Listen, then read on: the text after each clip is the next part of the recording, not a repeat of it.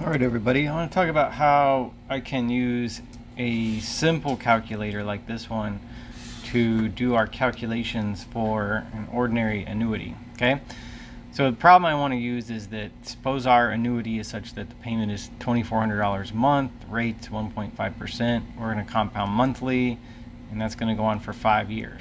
Okay, our formula that I've given in other videos is going to be the payment and then 1 plus the rate over, however you're compounding or paying, that's monthly, so that's 12.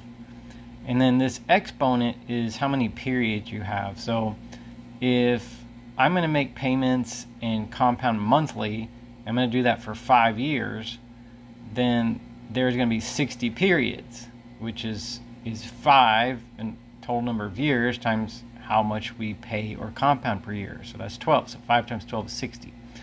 Then take away 1, divided by 0.015, the rate over however often we're compounding or making the payments, 12. Okay, so that's our formula.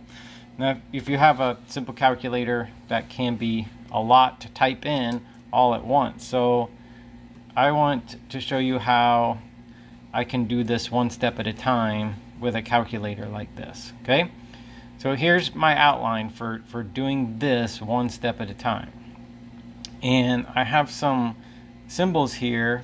ANS means previous answer, okay, that you'll see come up in the calculator. So I'm going to start like this. I'm going to do parentheses 1 plus 0.15, okay, divide by 12 like that.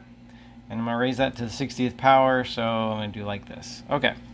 And then so I get this number, okay, which you're seeing right here. Now, in my calculator, if I do any calculations after this, and I just press the button, it assumes that I want to use this number, okay?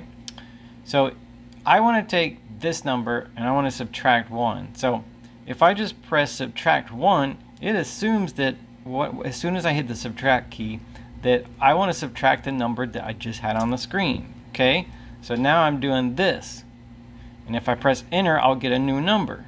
Alright, so there's my new number, and then with that number I want to take it and I want to divide it by this number. So I just hit divide, and again it assumes I want to take the number I just had, which I do. So I divide, I put parentheses 0.015, divide by 12, close parentheses, press enter. Now I've got this number, alright? And then I want to take, now I've got all this, and I multiply by 2400. Again, if I just press the multiplication key, it assumes that I'm using the number that I have here, okay? So I just press time, I do 2400, and then I get this result, 149,440. And then my math lab will probably ask you to round to the nearest penny, but we'll get 64. Okay? Alright, so that's how I would recommend doing this on here. One step at a time. Just go to the next thing and the next thing.